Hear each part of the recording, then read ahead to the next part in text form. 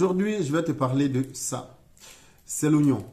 Je vais te donner 8 raisons pour lesquelles tu dois consommer l'oignon. Mais est-ce que tu sais qu'autour de l'oignon, il y a énormément d'anecdotes? Il est connu pratiquement chez tous les peuples à travers le monde. Ainsi, les Égyptiens qui le vénéraient tellement qu'ils le mettaient dans les sarcophages de leur pharaon parce qu'ils étaient convaincus que le pharaon, dans l'au-delà, grâce à l'oignon, retrouverait la santé et le bien-être.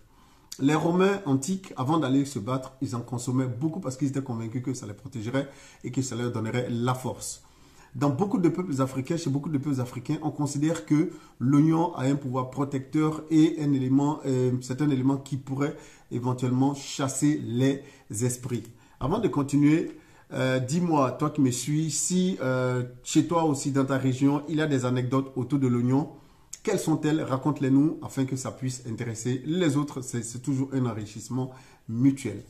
Alors, il faut savoir que l'oignon, effectivement, a énormément de valeurs, non seulement nutritionnelles, mais médicinales. Au point de vue nutritionnel, il est riche en vitamine B6, en vitamine C, en vitamine D, et il est riche en antioxydants, qui sont des éléments qui peuvent permettre de protéger, n'est-ce pas, la santé globale du corps.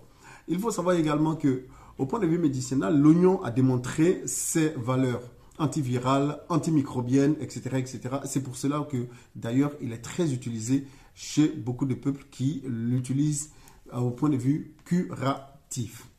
Quelles sont les 8 raisons que je partage avec toi aujourd'hui qui vont te donner, n'est-ce pas, envie de consommer l'oignon? Il faut savoir que l'oignon, il est riche en antioxydants, ce qui lui permet de protéger le corps en général et de protéger surtout notre cœur de beaucoup de maladies. En deuxième élément, il faut savoir que l'oignon, il est riche en soufre, ce qui lui donne une valeur anti-inflammatoire qui permet de lutter, n'est-ce pas, contre l'inflammation, les inflammations chroniques dans le corps. En troisième élément, l'oignon est connu comme un élément qui lutte contre les cancers, surtout cancer de la prostate, cancer des ovaires, cancer du tube digestif, cancer du sein, etc., etc. et j'en passe.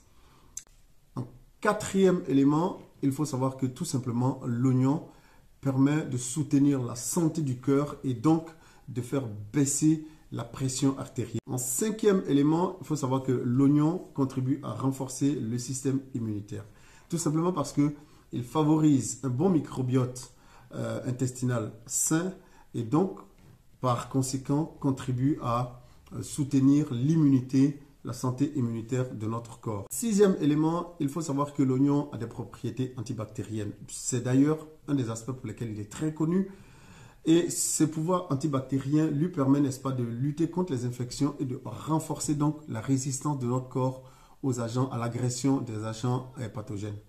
En septième élément, c'est un aliment qui est très peu calorique et donc pour ceux qui sont dans un processus de perte de poids, l'oignon peut être un élément qui est très intéressant pour eux pour pouvoir, n'est-ce pas, avoir la satiété sans apporter des calories excessives qui pourraient être la cause de la prise de poids. Huitième et dernière raison pour laquelle tu devrais consommer l'oignon, c'est que si tu es diabétique de type 2, il faut savoir que par ses composantes, l'oignon permet de réguler ta glycémie et dans des expériences qui ont été faites, il a été même démontré que ceux qui avaient consommé de l'oignon, surtout de l'oignon rouge, avaient vu leur glycémie baisser drastiquement le matin par rapport à ceux qui n'avaient pas consommé d'oignon. Par conséquent, si tu es diabétique de type 2, je te conseille de consommer l'oignon pour cette huitième raison.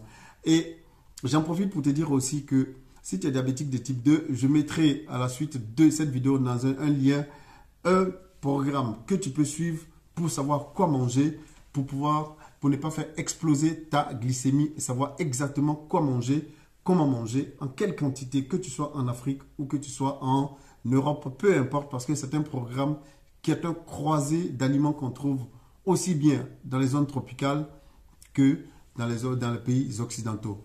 Alors, si tu es diabétique de type 2, je te conseille de télécharger ce programme-là, de cliquer sur le lien et d'accéder à ce programme.